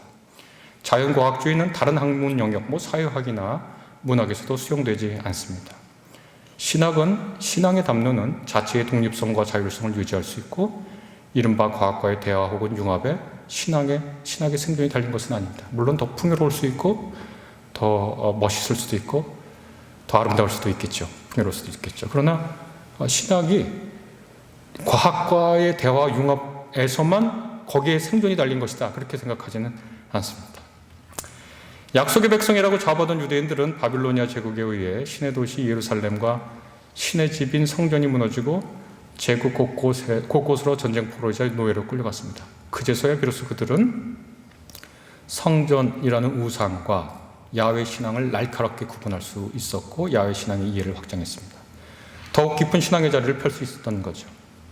신의 뜻과 다를 바 없다고 여긴 율법과 율법의 행위가 신이 인류를 구원하는 길을 제대로 담아내지 못한다는 통찰에 따라 바울은 율법 및 율법의 행위를 우상시하는 것과 그리스도의 십자가의 글을 구분했습니다. 하나님의 지혜는 그리스도의 십자가에 고스란히 현현한다고 선언한 바울은 율법 우상을 넘어선 겁니다. 기독교 경영은 이와 같이 자신의 신앙 이해를 우상화한 것을 여러 각도에서 짚으면서 기독교 신앙이 무엇인지를 비판적으로 다시 탐구의 대상으로 삼는 데 관심을 갖습니다. 2분 정도만 더 하겠습니다. 기독교 교양학은 기독교와 기독교 신학의 결과물을 다시 학문의 대상으로 삼아 교양학의 형식과 내용 그리고 목적을 통해 구성하는 이른바 메타 학문입니다. 이때 기독교 교양학은 교차 구성 방법론을 사용하는데 기독교와 교양학이 서로를 통해 각자를 구현하고 구성하도록 하는데 이것이 여러 학문이 인간 경험으로부터 개발한 질문을 하고 신학적 통찰의 이해에 답하는 전통적인 형식을 넘어서서 기독교와 기독교 신학이 다른 학문이나 인간 경험에 묻고 신학이 자신의 경험과 지식으로부터 여타의 학문이 질문할 것을 구성합니다. 과학이 우리에게 무엇인가, 우리는 과학이 우리에게 뭘 물을 때 대답할 걸 준비할 뿐만 아니라 우리가 과학에게 무엇을 물을 수 있을지도 고민을 해봐야 된다고 하는 것이 기독교 경학의 방법론적인 특징입니다. 기독교 경학과 그 방법론에 따라 기독교 경학 강의실에서 창조를 말한다면 이는 기독교 경전인 성서와 전통 그리고 이를 이으면서 풍성한 현대적 사회를 전개한 신안 담론을 교양의 차원에서 수기할 수 있습니다. 이때 교양의 차원이란 기독교 신앙이 인간의 생명 및 생명 현상에 대해서 어떤 견해를 가지고 있는지, 그리고 그것이 기독교와 그 범위를 넘어서 갖고 있는 보편적 포괄성을 찾아내는 겁니다. 또 기독교 창조 신앙이 여타의 생명 및 인간에 대한 학술적 설명에 기여할 수 있는 대표성을 발견하고, 다른 학문이나 다른 학자들이 기독교는 생명 현상에 대해서 무엇을 우리에게 말해줄 수 있는지요? 라고 물을 때 대답할 수 있는 대표성을 우리가 발견해야 합니다. 그리고 그 두 가지 대표성과 포괄성을 발견해서 이를 통해서 교수자와 학습자의 밀둥과 시민성 향상을 도모하고자 합니다. 세계 인구 가운데 3분의 1이 기독교인인데 주류 종교인 기독교는 컬트와 달리 그의 신앙을 과학 부정론에 기대고 있을 수는 없습니다. 긴 기독교 역사에서 신앙과 이성은 건강한 관계를 통해 성숙해 왔음을 잊어서는 안 되겠죠. 이 두 관계에는 다양한 선택지가 있지만 과학주의는 물론이고 근본주의나 문자주의에 근거한 과학 부정론 역시 그 선택지에 등록될 수는 없을 듯합니다. 기독교의 창조론 및 창조신앙은 기독교 교양인 나아가 초월적 존재와 인간과 인간과 비인간 행위자들 사이에 깊은 통찰과 삶의 맥락을 제공하며 신앙의 임무는 그것을 계속해서 성실히 탐구하여 제시하는 겁니다. 기독교 경학자는 오늘 손호영 교수님 또 정대경 교수님께서 발표해 주신 풍성한 창조에 관한 신학을 잘 숙고하고 숙기해서 기독교 경학 시간에 써먹고자 노력하겠습니다. 들어줘서 감사합니다.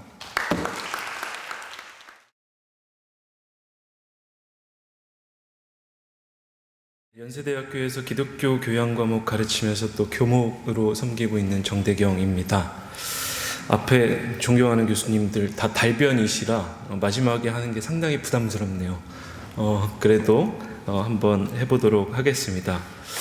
저는 과학신학의 창조 이해라는 주제를 가지고서 생각을 해보려고 하는데요.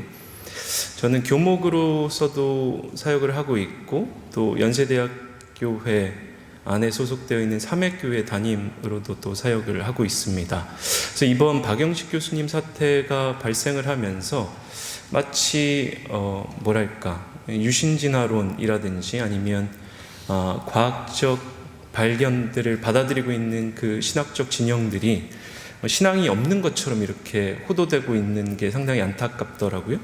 그래서 발표 중간중간에 목회적인 부분들도 조금 짚어가면서 이야기를 해보려고 합니다. 저희가 이 넘기는 시스템이 없어서 중간중간에 다소 좀 발언을 하면서 넘겨달라고 할 텐데 조금 거슬리시더라도 양해를 부탁드립니다. 다음을 넘겨주시면 오늘 생각해 볼 주제는 먼저 과학신학의 태동 배경에 대해서 좀 살펴볼 거고요. 구체적으로 로버트 러셀이라는 과학신학자를 중심으로 좀 살펴보려고 합니다.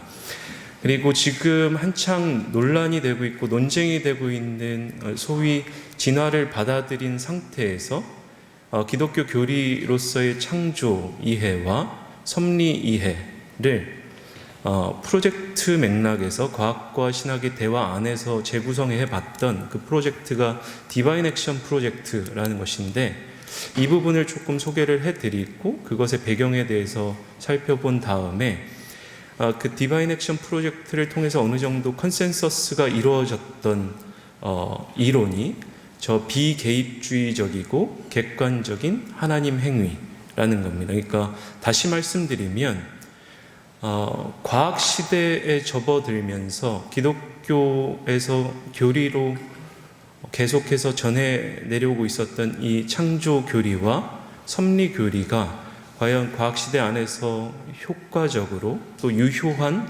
의미를 전달할 수 있는가에 대해서 디바인 액션 프로젝트를 통해서 함께 내린 결론이 저 비개입주의적이고 객관적 하나님 행위 모델이라는 거죠. 그 부분을 좀 살펴보면서 발표를 마무리하려고 합니다. 다음을 넘겨주시면 우선 로버트 러셀 같은 경우에는 하와이와 캘리포니아 지역에서 살면서 자연에 대해서 깊은 관심을 가지고 있었던 거죠. 저희가 도시 생활을 하면 조금 외곽 쪽으로 나아가야 자연을 조금 접하게 되는데 아무래도 저 하와이라는 그 환경도 그렇고 캘리포니아에서의 삶도 그렇고 자연과 상당히 밀접해 있는 그 생태 환경을 가지고 있잖아요. 그러다 보니까 자연 환경에 대한, 자연 생태계에 대한 상당히 깊은 관심이 있었던 겁니다. 그래서 나름 이 러셀은 잘 살았던 것 같아요. 2층 집, 저희 그 영화나 미국 드라마들 보면 자기 방에서 이 망원경 있잖아요. 그걸 이제 들여다보면서 본인이 이제 별도 보고 그거에 대해서 심취하고 그러한 방식의 과학적인 그 이해에 관심을 가지게 되었다고 이야기를 합니다. 그러던 찰나에 어렸을 때에 아버지가 돌아가시게 되거든요. 그래서 돌아가신 그 슬픔에 취해서 젖어서 자기가 출석하고 있었던 교회 목회자를 찾아갑니다. 그래서 본인이 아버지를 어린 나이에 잃게 되었는데 참 슬프다라는 걸 이야기를 했던 거죠. 자, 여러분이 우리가 신학을 하면서 학자의 길을 걷는 분들도 계시지만 목회자의 삶도 걷는 분들이 상당수 있으시잖아요. 그렇죠? 본인 케어하고 있는 중고등부 학생이 찾아와서 아버지를 잃은 상태에서 슬픔에 이렇게 빠져 있다면 뭐라고 이야기를 하시겠어요? 자기가 아무리 과학주의적인 사고를 가지고 있더라도 하나님은 살아계시고 언젠가는 다시 만날 수 있을 거야. 마음에 없는 소리라도 그렇게 설령 무신론적인 신앙을 가지고 있더라도, 과학주의적인 신앙을 가지고 있더라도 그렇게 이야기를 했을 겁니다. 근데 이 목회자는 독특했던 것 같아요. 어린 러셀한테 그 얘기를 하는 거죠. 우리가 과학적 발전에 의해서 더 이상 내세라는 것이 존재하지 않는다는 걸 안다. 과학을 통해서 이 경험 세계를 넘어서 있는 세계가 없다라는 걸 우리는 알고 있다. 그래서 일찌감치 마음을 접고 열심히 살아라. 이렇게 대답을 했다는 거예요. 상당히 독특한 목회자였다는 겁니다. 충격에 휩싸였던 겁니다. 그때부터 이 러셀은 과연 그러한가? 라는 비판적인 지성을 가지고서 스탠포드 대학에서도 그렇고 버클리 연합신학대학원에서도 그렇고 UC 산타크루즈에서 종교학과 기독교 신학과 물리학을 전공합니다. 박사학위는 고체 물리학을 바탕으로 박사 학위를 받았고요.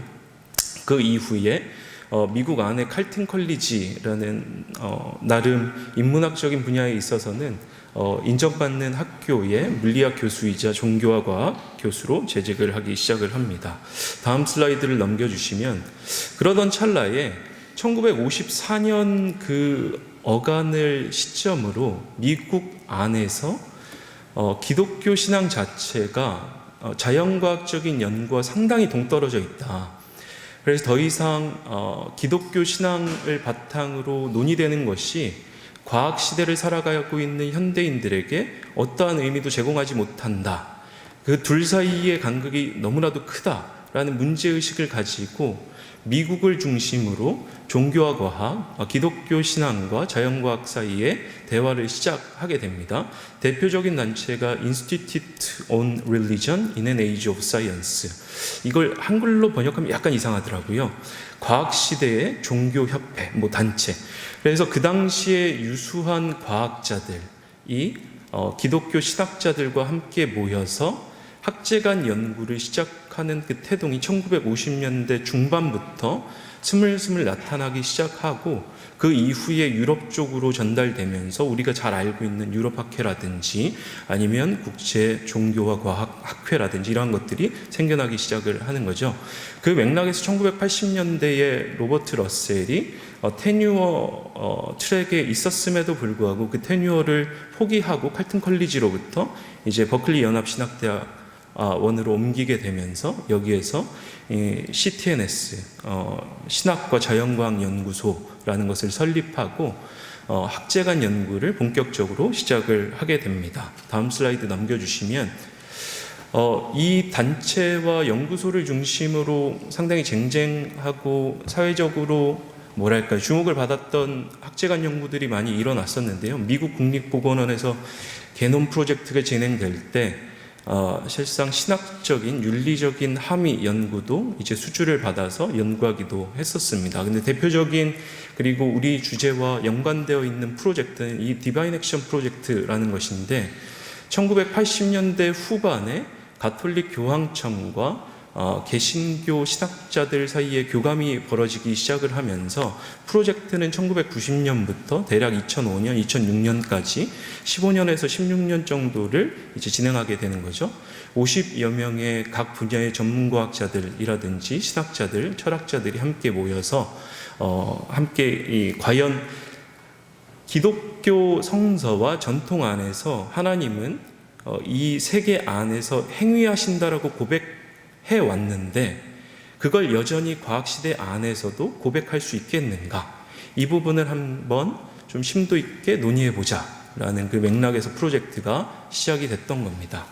다음 슬라이드를 넘겨주시면 우리가 잘 알고 있듯이 요한 바오로 2세가 종교와 과학 사이에 학제 간 연구와 대화가 추진되어야 한다. 그렇지 않고서는 과학 같은 경우에는 종교를 오류와 미신으로부터 이렇게 정화시킬 수 없을 것이고 종교 같은 경우에는 과학이 가지고 있는 우상숭배나 거짓된 절대성으로부터 어떻게 보면 정화시키지 못할 것이다.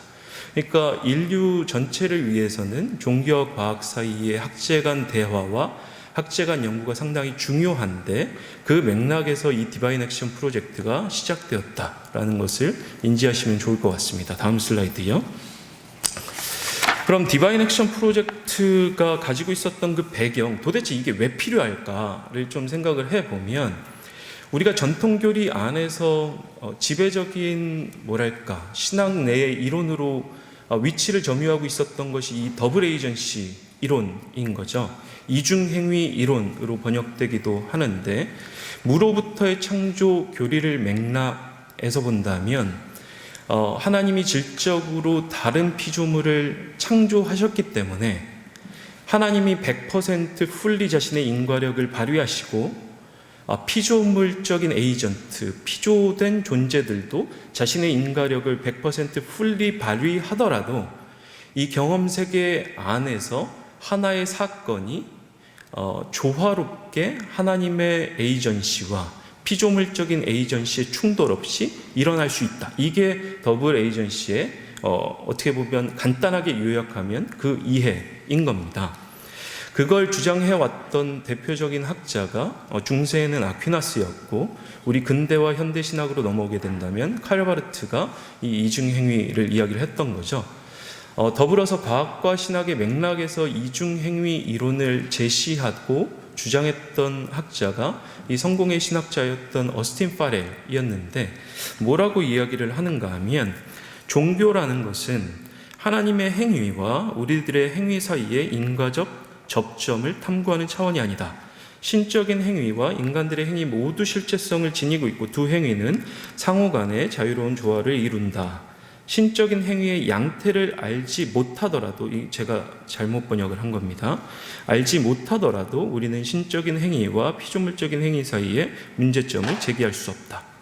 그러니까 뭐냐 하면 간단하게 이야기하면 덮어놓고 잘 모르더라도 하나님이 무로부터 세계를 창조했기 때문에 하나님이 세계 내에서 어떻게 행위를 하실지 우리가 구체적인 그림이 없이도 그걸 받아들일 수 있다는 거예요. 근데 우리가 교회 생활을 하시거나 아니면 신학교에 들어오시다 보면 신앙이 열심인 분들이 있잖아요. 그분들이 주로 하는 얘기가 그런 거죠. 하나님이 하셨다. 저는 신학교 다닐 때부터 그게 약간 뭐가 이상했어요. 하나님이 하셨나? 하나님이 어떻게 하셨지? 그러니까 하나님이 하셨다라는 건 신앙적으로 받아들이는데 이게 약간 너무 무턱대고 받아들이는 것 같은 거예요. 하나님이 하셨다면 도대체 어떻게 하셨는지 얘기해 줘야 될 텐데 그냥 덮어놓고 믿으라는 거죠. 그게 상당히 불만이었습니다.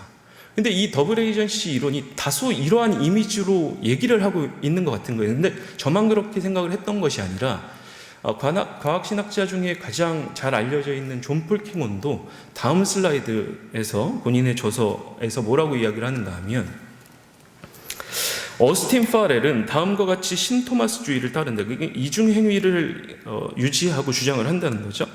하나님의 에이전시는 피조물적인 에이전시 위에서 안에서 그리고 그것을 통해서 실제로 존재하며 피조물적인 에이전시의 강압적 행위를 행사하거나 그것과 경쟁하지 않는다. 이걸 주장을 한다는 거예요, 여전히 파렐은.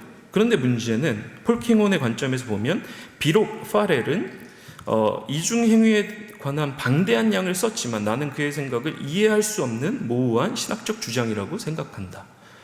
그러니까 과학시대 안에서 살아가고 있는 그 과학적인 문화에 영향을 받은 사람들한테 하나님이 세계 내에서 창조적인 행위를 하고 계시고 섭리적인 행위를 하고 계신다라면 구체적으로 어떻게 행위하실 수 있는지에 대한 모델과 이미지를 제공하지 않으면 그게 상당히 공허하게 들릴 수 있다라는 겁니다.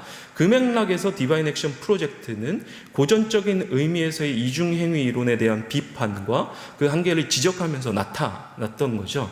다음 슬라이드를 보여주시면 이 이중행위론 자체가 어느 정도 계속해서 지지받을 수 있었던 그 이유는 몸마음 문제에 있어서 이원론적이고 이분법적인 도식이 여전히 작용하고 있었기 때문에 가능했던 겁니다. 그걸 보여주는 대목이 베르논 화이트 같은 신학자가 이야기하고 있는 부분인데 뭐라고 이야기를 하는가 하면 만약 우리가 인간 경험을 통해서 정신이 육체에 영향을 미치는 정확한 인과관계에 대한 지식 없이도 그것에 숨겨진 인과적 효력을 받아들인다면 하나님의 행위에 관한 정확한 인과적 양태 지식 없이도 비유를 통해 신적인 의도가 피조물적인 행위에 인과적 효과를 가져올 수 있다고 주장할 수 있다.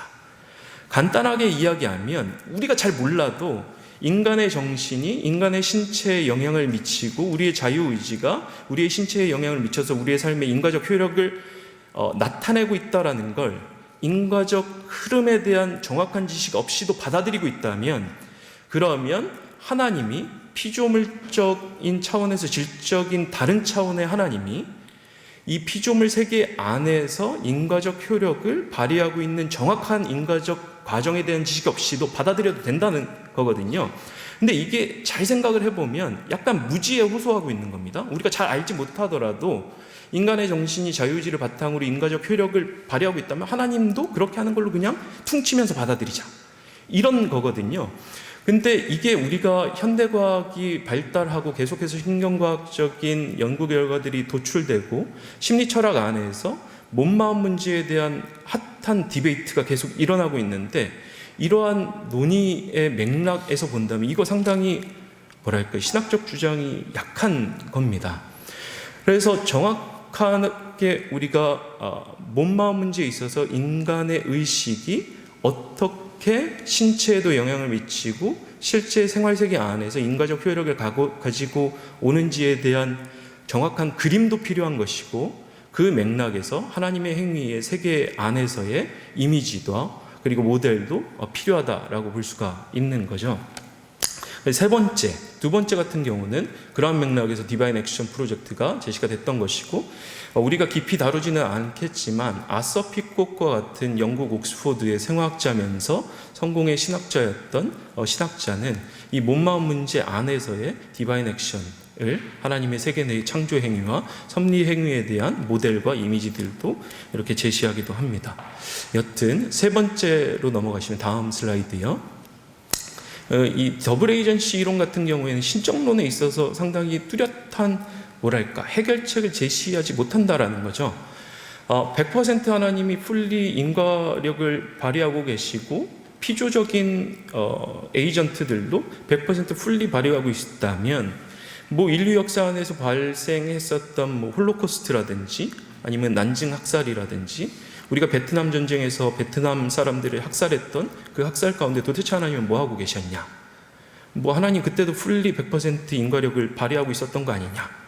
물론 전통적인 신학 안에서는 이 부분에 대해서 반박하면서 우리가 함께 논의를 해볼 수는 있겠지만 적어도 디바인 액션 프로젝트에 참여했었던 과학신학자들은 이러한 신정론적인 부분도 뭔가 기존 더블 에이전시 이론의 한계로 느꼈고 이 부분에 대한 부분도 함께 다뤄야 된다고 생각을 했던 겁니다.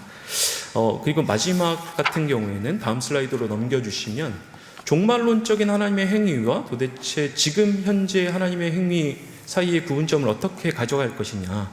그러니까 더블 에이전시 같은 경우에는 여전히 100% 풀리 하나님이 작용하고 있다면 종말론적인 차원에서 하나님의 나라를 완벽하게 실현하실 때 그 행위와 현재 행위 사이의 차이점을 우리는 어떻게 이해할 수가 있겠는가.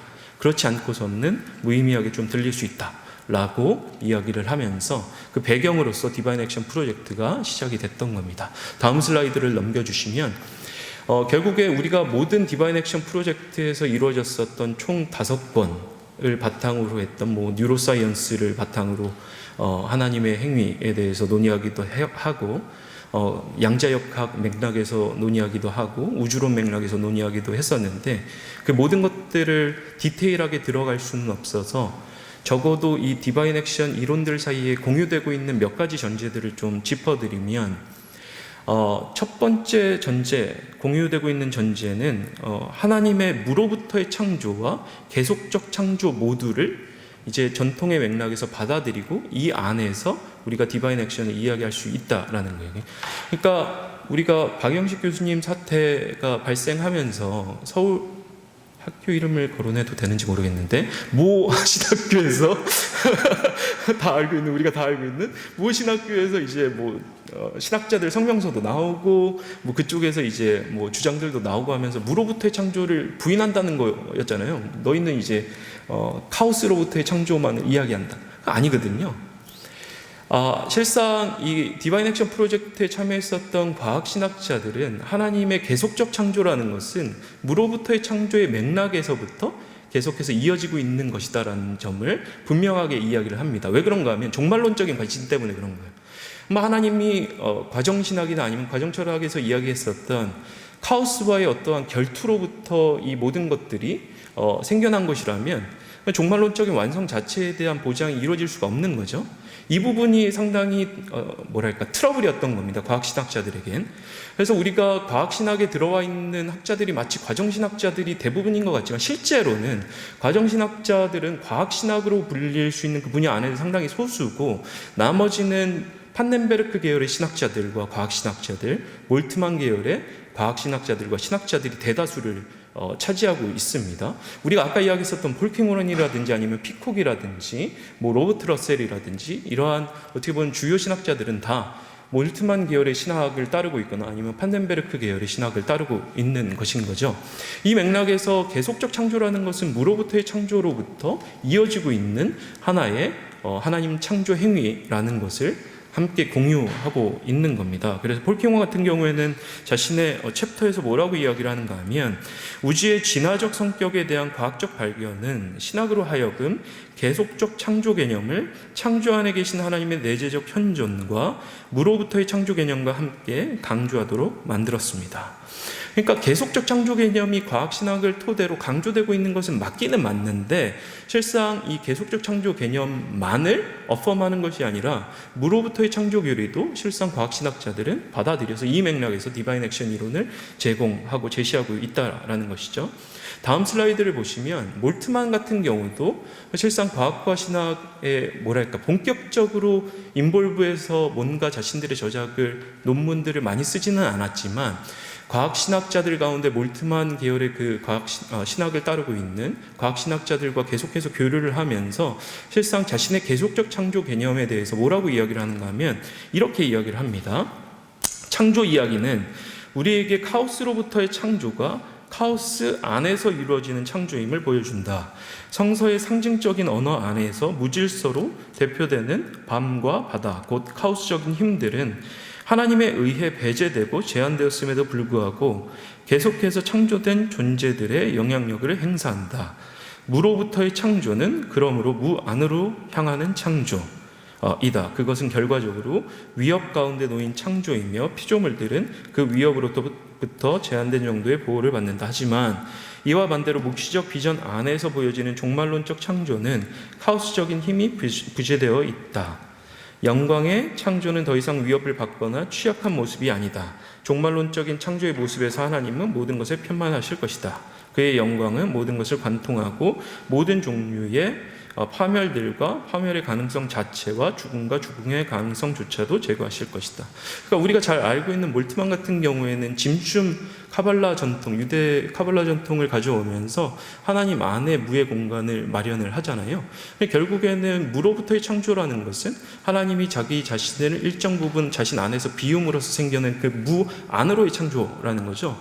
이 맥락에서 폴킹원과 피콕 같은 과학신학자들은 실상 빅뱅 우주로부터 시작된 은하계의 진화와 항성체계의 진화, 행성체계의 진화, 지구 안에서 벌어지고 있었던 대략 한 38억 년 전부터 시작되었던 생명체의 진화 전체 역사가 실상 하나님의 계속적 창조의 맥락인데, 결국에 무 안으로의 창조, 몰트만이 이야기했었던, 어떻게 보면 무로부터의 창조는 결국 무 안으로의 창조, 그 안에서 질서를 잡아가시고 새로운 생명체들을 창발시키는 그러한 방식의 행위다라고 이야기를 함으로써 실상 크리아치오 컨티뉴아와 크리아치오 엑스니힐로를 연결해서 제시하고 있는 걸 우리는 볼 수가 있습니다. 다음 슬라이드를 넘겨주시면, 또 다른 전제 중에 하나는 이 묘사적 성격으로서의 자연 법칙인 건데, 그러니까 저쪽에서 나왔던 그 폄훼는 호도는 자연주의라는 거예요. 누구도 자연주의 따르지 않습니다.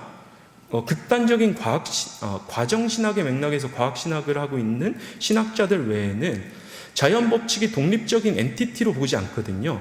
그러니까 자연 과정 자체가 하나님이 만들어 놓은 어떤 피조물이 아닌 거예요. 그럼 자연계 안에서 발생하고 있는 합법칙성은 뭐냐? 하나님의 신실한 행위 결과물인 겁니다. 간단하게 이야기를 하면 자연계 안에서 합법칙적인 현상들이 벌어지고 있는데, 그것을 신학적인 맥락에서 표현하고 묘사하는 것은 하나님의 창조적인 행위이고 섭리적인 행위인 거고, 수학적으로 기술하면 그것은 자연 법칙이 되는 겁니다.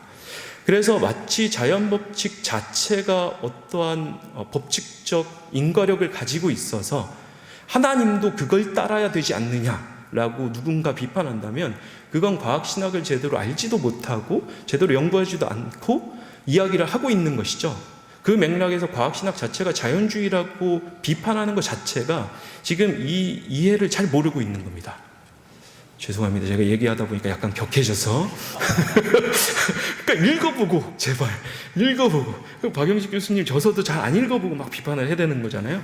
그러니까 이 디바인 액션 프로젝트를 통해서 공통되게 공유하고 있는 전제 중에 하나는 자연 법칙 자체가 하나님의 창조 행위이고 섭리적 행위에 대한 과학적 묘사이기 때문에, 그게 실상 하든 뭔가 이 콜리전, 그러니까 충돌을 일으킬 필요가 없는 거죠.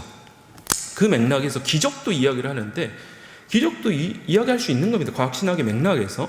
그러니까 과학적인 모든 것들을 받아들이더라도 실상 성서 안에 나타나 있는, 과학신학자들 사이에서는 대표적으로 예수 그리스도의 부활 같은 경우는 실제 일어난 사건으로 이해하고 그걸 주장하고 있는데, 그게 모순되지가 않는 거예요. 왜?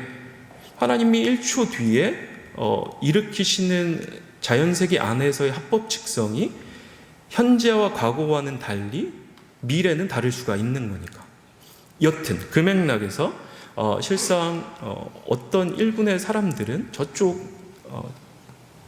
우리끼리 이야기하니까 저쪽 진영의 사람들은 기적도 부인하고 성서 안에서의 모든 이적 행위들도 다 부인한다. 그거 아닙니다. 과학신학 안에서도 충분히 논의가 실제로 되어 왔고 되고 있다라는 거, 그 부분을 이해해 주시면 좋을 것 같습니다. 다음 슬라이드를 넘겨주시면, 그래서 결국에 이러한 공통된 전제와 공통으로 가지고 있는 공감들을 바탕으로 왼쪽에 있는 사람은 존 폴킹원이고, 중간에 있는 사람이 아서 피콕이고, 오른쪽에 있는 분이 로버트 러셀인데, 이분들이 제안했던 과학시대 안에서 기독교의 전통 교리들, 창조 행위와 섭리 행위에 대한 그 모델들을 각각 제시를 했던 거예요.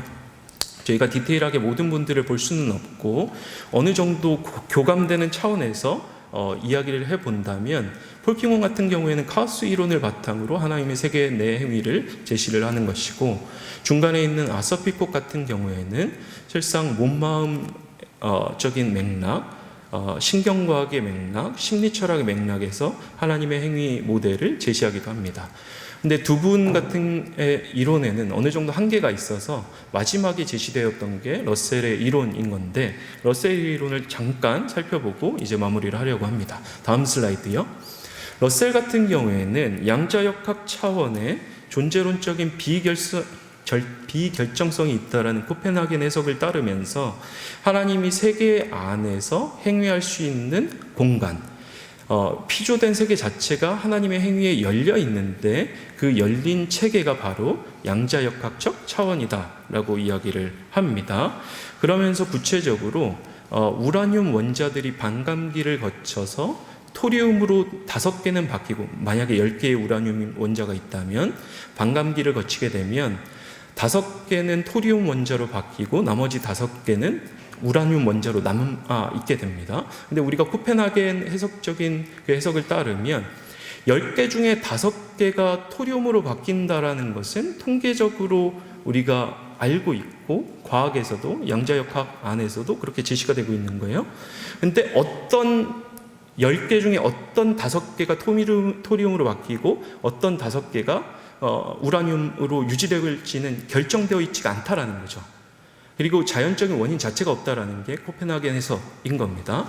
그 맥락에서 10개 중에 5개, 어떤 5개가 토리움으로 바뀌고 5개는 남을지를 결정하는 주체가 바로 하나님의 행위다라고 구체적인 비전을 혹은 이미지를 제시하고 있는 겁니다. 이러한 맥락에서 양자적인 차원에서 하나님의 행위는 이해될 수가 있다라고 이야기를 하는 거죠. 이게 도대체 무슨 의미가 있냐? 다음 슬라이드를 넘겨주시면 러셀 같은 경우에 뭐라고 이야기를 하는가 하면, 다음 슬라이드요. 한 번 더. 그러니까 최초 생명체가 38억 년, 좀 길게 잡으면 41억 년 전 정도의 화학 진화를 통해서 출현했을 것으로 여겨지는데, 그 이후에는 유전 변이와 자연 선택을 통해서 생명체의 진화가 일어나고 있는 거죠. 생명체의 진화의 가장 주요한 요인 2가지는 유전 변이와 자연 선택인 건데, 유전 변이 같은 경우가 우리가 유전자 같은 경우가 더블 헬릭스잖아요. 이중 나선 구조를 가지고 있잖아요. 이중 나선 구조를 이어주고 있는 게 수소결합인 겁니다. 근데 이 수소결합의 맺고 끊어짐 자체가 양자 단위와 상당히 결부되어 있다는 거죠. 그렇게 된다면 하나님이 양자 단위에서 인과적 효력을 가지고 올 수 있다는 것은 결국에 생명체의 진화 역사도 일정 부분 인도하시고 섭리적으로 이끌어 가실 수 있다는 걸 보여준다라는 겁니다. 더 나아가서 러셀 같은 경우에는 다음 슬라이드를 보여주시면 양자 단위에서의 현상들이 우리가 결정론적으로 비춰지는 거시적인 세계의 인과적 효력들을 발생시키고 있는데, 지금 보고 계시는 그 그래프 맨 위는 보스 아인슈타인 그 스타티스틱스인데, 통계 방정식인데, 보손이라는 입자의 활동과 상태들을 기술하는 그래프인 겁니다. 맨 밑 같은 경우에는 페르미 디렉인 건데, 페르미온이라는 입자들의 그 상태와 활동들을 수식적으로 보여주고 있는 그래프인 거죠. 가운데 같은 경우에는 맥스웰 볼츠만 방정식인데, 우리가 극저온 상태와 에너지 레벨이 상당히 낮은 양자 단위 차원에서 보면 각각의 그래프들이 상당히 차이점이 명확해 보이지만, 실온 상태와 같이 온도가 조금씩 올라오는, 그러니까 거시적인 세계와 비슷한 종류의 온도와 에너지 레벨로 오게 된다면 각각의 입자들의 활동을 그리는 방정식이 오른쪽 방향처럼 수렴해 간다라는 게 한 점으로, 그 맥락은 뭐냐 하면 양자 단위에서 벌어지고 있는 그 비결정적인 행위들과 현상들이 실상은 거시적인 세계의 결정론적인 현상들을 일으키고 있는 기반이다라는 걸 보여준다라는 거죠. 그 말인즉슨 양자 단위에서 하나님의 행위 자체가 거시적인 차원에서 보여주고 있는 결정론적인 현상들의 기반이 되고 있다라는 걸 보여주는 겁니다. 그렇게 본다면 단순히 생명체의 진화 역사만을 양자 차원에서 행위하시는 것이 아니라 전체적인 거시적인 차원에서 보여지고 있는 합법 측성 자체도 하나님의 양자 단위의 행위로부터 도출되는 것이다 라고 주장되는 것으로 우리는 이해할 수가 있겠습니다. 다음 슬라이드 넘겨주시면, 마지막으로 러셀 같은 경우에 뭐라고 주장을 하는가 하면, 기독교인들은 하나님의 역사와 자연 속의 특별한 사건들에서 섭리적으로 행동하며 과거, 현재, 미래의 모든 것을 계속해서 창조하는 창조주라고 고백합니다. 따라서 진화는 하나님이 생명을 창조하는 방식이다라고 주장하는 것이 자연스럽습니다. 하나님은 무로부터 창조하신 자연의 과정 안에서 행동하며 시간이 지남에 따라 종의 진화를 이끌어냅니다. 때때로 의문을 불러일으키는 유신론적인 진화라는 용어는 이 기본 주장을 지칭하는데 자주 사용됩니다. 이 유신론적인 진화라는 그 개념 혹은 어감이 가지고 있는 좀 어폐가 있는데, 러셀도 그걸 지적을 하고 있는 겁니다. 그런데 거기서 이야기하고 있는 기본적인 주장이 실상 본인이 이야기하고 있는 주장과 크게 다르지 않다는 거죠. 신학자는 생물학적 진화의 긴 역사가 하나님께서 현재의 인류를 존재하게 하신 방법이라고 주장해야 합니다. 진화는 하나님이 창조를 이루시는 방법입니다. 진화는 자연세계 안에서 발견되는 하나님의 창조적 행위이며 무로부터의 창조로부터 이어지는 계속적 창조 행위입니다. 다음 슬라이드요. 그래서 정리하면 이게 너무 작아서 잘 안 보이실 텐데, 이 실명을 넣어놨네요. 서울신학대학교 신학부 교수 25분이 발표했었던 그 성명서 안에 1, 2번 같은 경우에는 이제 제가 굳이 다루지 않아도 될 것 같고요. 3, 4번 같은 경우에는 뭐라고 이야기를 하는가 하면, 우리는 성경의 가르침에 따라 하나님이 만물을 무로부터 창조하시되 아담과 하와를 최초의 인간으로 창조하시고 인간에게 하나님의 형상을 부여하셨으며 오늘도 자연적 및 초자연적 섭리와 개입을 통해 세계를 다스리고 계심을 고백하는 기독교 대한 성결교회의 창조교리를 창조신학의 중심으로 삼습니다. 이거 지금까지 이야기했던 디바인 액션에서 크게 다르지 않거든요. 그러니까 뭘 비판하는지 잘 모르겠고, 네 번째도 우리는 자연 발생적인 진화를 통해서 인간이 출현했다고 주장하는 진화론과 진화론을 신학에 적용하여 성경의 가르침에 어긋나는 요소를 포함한 유신 진화론이 기독교 대한 성결교회가 고백하는 창조신앙과 그리스도의 구원에 관한 고백과 일치하지 않음을 확인합니다. 그러니까 자연 발생적인 진화를 받아들인다니까 자연주의적인 맥락에서 받아들인다라고 착각하고 있는 거예요. 김학철 교수님께서 말씀해 주셨듯이 방법론적 자연주의와 존재론적 자연주의는 구분되는데, 실상 존재론적 자연주의를 받아들인다라고 지금 호도하고 있는 거죠. 근데 디바인 액션과 과학신학 맥락에서 제기되는 것은 실상 그러한 입장들이 주가 아니다라는 것. 그렇게 본다면 도대체 뭐가 문제가 되는지 잘 모르겠다. 그리고 제대로 비판을 하려면 과학신학을 좀 깊이 연구하시고 오시라. 저쪽에서 제가 너무 격하게 표현하는 것 같은데 죄송합니다. 그리고 저쪽에서 주로 이제 이 과학신학을 전공하셨다고 한 분이 김모 교수님인데 화이트헤드 전공이시거든요. 그러다 보니까 과정신학만 있다고 착각하신 것 같아요. 그래서 우리가 조금 더 발전적인 토론을 위해서는 과학신학을 함께 연구하고 함께 토론하면 좋겠다라는 말씀으로 저의 발표는 이렇게 마무리하겠습니다. 장시간 경청해 주셔서 감사합니다.